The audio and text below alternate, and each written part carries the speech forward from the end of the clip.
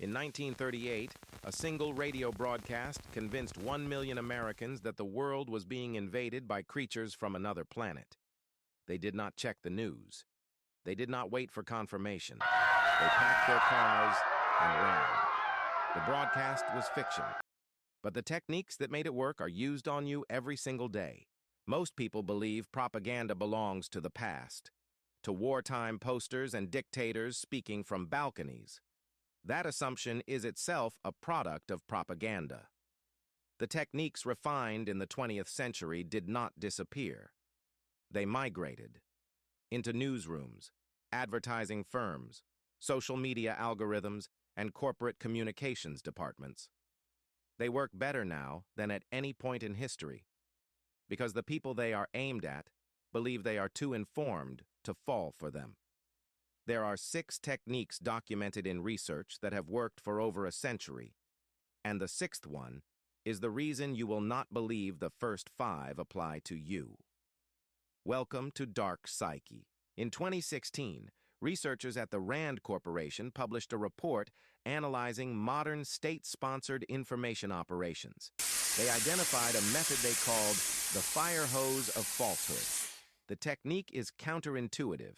Instead of crafting one convincing lie, you produce a flood of contradictory stories, dozens of explanations, all different, some of them absurd on purpose. The goal is not to convince you of any single version. The goal is to exhaust your ability to distinguish any version from reality. When the truth is just one voice in a room full of noise, people do not find the truth. They give up looking. The Rand researchers noted that this method is effective precisely because it does not require the audience to believe anything. It only requires them to believe nothing, and a population that believes nothing is a population that cannot organize. In 1925, Edward Bernays, Sigmund Freud's nephew and the man who invented modern public relations, was hired to sell cigarettes to women. He did not advertise cigarettes. He staged an event. He hired women to march in the Easter Day parade in New York, holding lit cigarettes, and told the press they were torches of freedom. The next day, it was front-page news, not as advertising, as a movement. Bernays understood a principle that cognitive science has since confirmed. The emotional frame that surrounds a fact determines how the fact is received. A 2011 study published by Tali Sharot and colleagues at University College London demonstrated that once the brain has committed to an emotional response, it resists contradictory information, even when that information is presented clearly. The brain updates less when the new data conflicts with how it already feels. This is why propaganda never starts with data. It starts with a feeling: outrage, fear, pride, hope. The data arrives after, and by then your brain is already filtering it through the emotion it was primed to feel. Think about the last time a headline made you angry before you finished reading it. That anger did not come after the facts. It came first. The facts were just decoration. Stanley Milgram's obedience experiments from the 1960s are among the most cited in psychology. Participants were instructed to deliver what they believed were increasingly dangerous electric shocks to another person, simply because a researcher in a lab coat told them to continue. 2/3 of participants delivered the maximum shock. The lesson is usually framed as proof that people obey authority blindly, but the deeper lesson is about how authority transfers. The lab coat did the work. The title, the setting, the clipboard. The actual person wearing them was irrelevant. This is how propaganda weaponizes expertise. You do not need a real expert. You need someone who looks like one in the right context.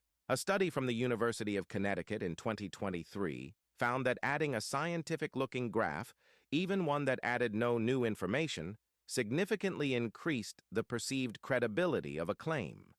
The authority was not in the data. It was in the shape of the data. The next technique is not about what they tell you. It is about what they remove, so quietly you never realize something is missing. Researchers call it the most dangerous technique of all because it is the only one that is invisible. If you are beginning to notice how many of these techniques are hiding in plain sight, that is exactly why this channel exists. DarkPsyche maps the invisible architecture of influence. Subscribe now so the next one finds you. In 1988, Noam Chomsky and Edward Herman published a media analysis that introduced what they called the propaganda model. The core argument was not that the media lies. It was that the media selects what you see, and that selection itself is the most powerful form of persuasion. You do not need to distort a fact if you can control which facts reach the audience. The technique is called framing by omission, and it works like this. Present one side of a conflict with names, faces, and personal stories. Present the other side with statistics. Both are factually accurate. But the audience will feel empathy for the side with the faces and distance from the side with the numbers. Nothing was false. Everything was shaped. A 2020 meta-analysis by Ecker and colleagues confirmed that people significantly overestimate their own ability to detect framing effects. The study showed that even when warned about potential manipulation, framing effects persisted.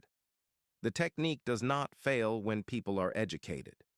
It fails never, because it operates below the threshold of awareness. You cannot defend against information you did not know was missing. And this is the most dangerous aspect. The Firehose gives you too much. Emotional priming distorts what you receive. Authority transfer makes you trust the wrong source.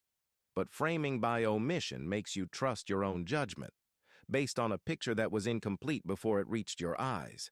It is the only technique that uses your rational mind against you, by giving it exactly enough information to reach the wrong conclusion with full confidence. Ask yourself one question.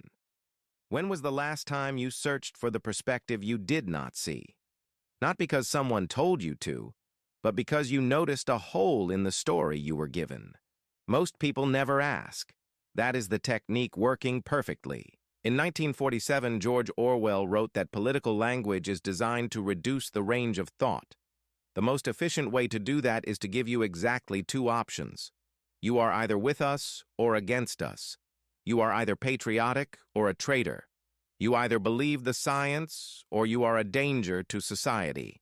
In logic, this is called a false dilemma, the elimination of every option except the two that serve the person framing the choice. Research in behavioral economics consistently shows that limiting options does not frustrate people. It relieves them. Complex problems feel lighter when reduced to A or B. The false binary works not because people cannot see a third option, but because accepting a third option requires nuance, uncertainty, and tolerance for not having a clear answer. And as we covered in the last video, the human mind despises an open question. A binary closes the question with a satisfying click.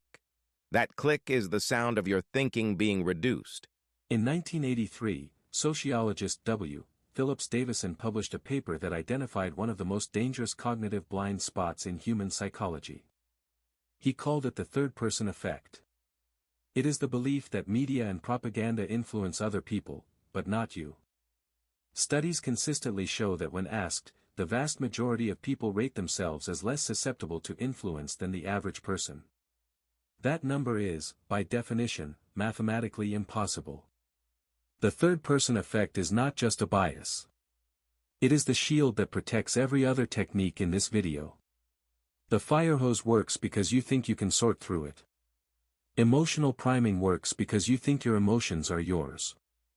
Framing by omission works because you think you have the full picture. And all of it continues to work because you believe that it works on other people.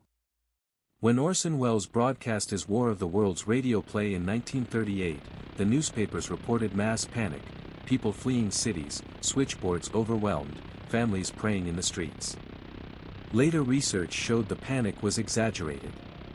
But the real lesson was never about who believed it. It was about how quickly a well-crafted story moved through a population that trusted its information source, and how slowly the correction followed.